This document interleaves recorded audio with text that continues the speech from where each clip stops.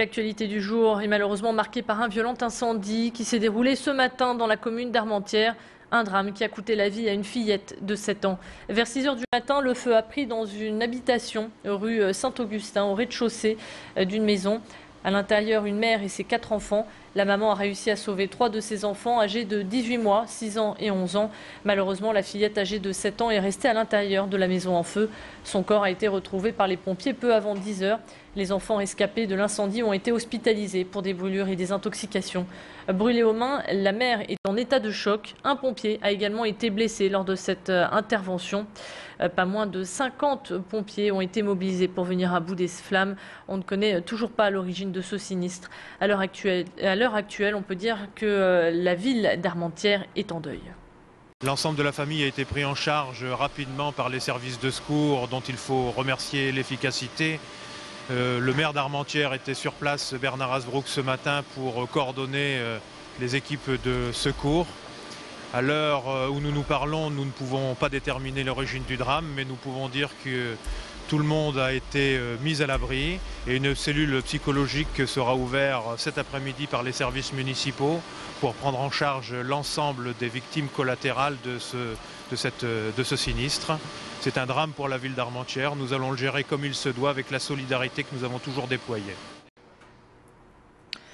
Le froid est le pire ennemi des sans domicile fixe. Cette nuit, les températures seront une fois de plus négatives. À Croix, depuis lundi, l'école Joliot-Curie a été réquisitionnée. Elle accueille les sans-abri pour leur permettre de passer la nuit et également de se réchauffer pendant quelques heures. Cette maternelle restera ouverte jusqu'au mardi 21 décembre à 19 h. Les familles reçoivent ici également un repas chaud et une aide pour tenter de trouver une solution à leurs problèmes d'hébergement. Quelques précisions supplémentaires au micro de Frédéric Regnault. Nous leur proposons un accueil inconditionnel d'abord pour toutes ces familles. Elles ont la possibilité donc de dormir sur place, un lit, des couvertures. Elles ont un repas le soir, un petit déjeuner, un repas le midi et une écoute aussi attentive des travailleurs sociaux qui permettent de regarder un petit peu les situations administratives et regarder aussi s'il y a une possibilité de les orienter après cette période de mise à l'abri vers des dispositifs plus classiques. Nous faisons en sorte aussi que la scolarité des enfants puisse se poursuivre dans des conditions normales, quitte à organiser les transports avec les familles. Justice, Emmanuel Masson a pris la tête du barreau de Lille. Hier, René Despiègler a passé le bâton à son successeur, une image symbolique, car le bâton représente le pouvoir du bâtonnier et son autorité. Emmanuel Masson prendra réellement ses fonctions au 1er janvier. Frédéric Regnault a rencontré pour nous René Despiègler. Il nous explique l'origine et surtout la fonction de ce bâton. On l'écoute. C'est un stick d'officier anglais qui a été trouvé dans un magasin d'antiquités et qui a été restauré. Alors, pour la petite histoire, c'est un officier anglais qui aurait participé à la libération de Lille. Alors, là où il y a des bâtons dans les barreaux, la forme varie. Ça peut être une crosse, ça peut être une autre forme, mais c'est toujours l'expression du pouvoir du bâtonnier et de son autorité. C'est essentiellement ça.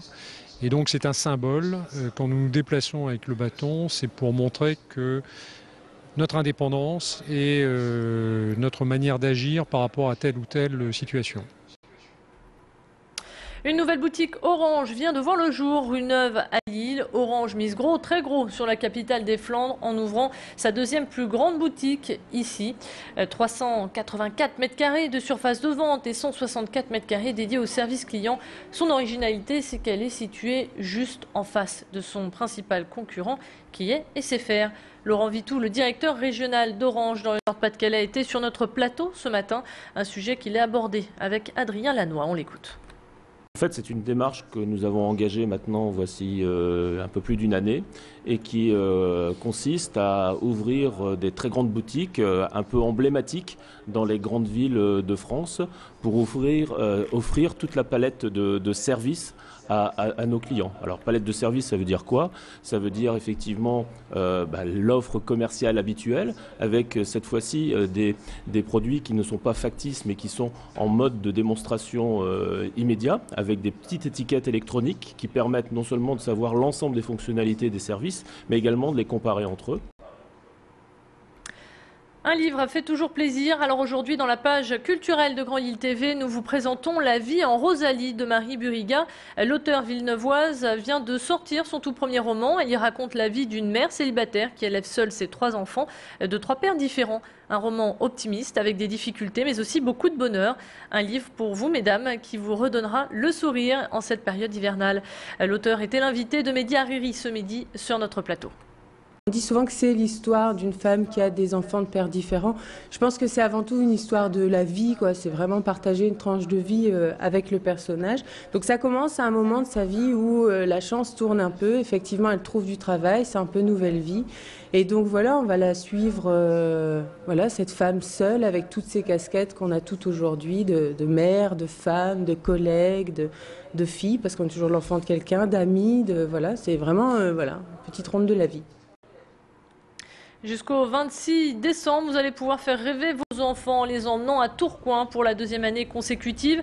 La ville a décidé de replacer son village féerique. Ici, c'est un peu comme chez le Père Noël. On y trouve des chalets artisanaux, un carrousel et des activités sportives. Neige ou pas neige, les enfants seront ravis de chausser les skis ou de faire quelques descentes en luge. Le plus de ce village, c'est que toutes ces animations sont gratuites. Explications et précisions au micro de Jean-Marc Courtin. Le village féerique prend place dans notre planning des grands événements de la ville de Tourcoing et c'est l'occasion pendant 15 jours, pendant les festivités de Noël, de proposer au plus grand nombre, je dis bien au plus grand nombre et gratuitement, une somme d'animation pour les petits et les grands, comme cette année au sein du village féerique, donc un espace de glisse avec luge, ski de piste et snowboard que vous pouvez effectivement voir à l'arrière.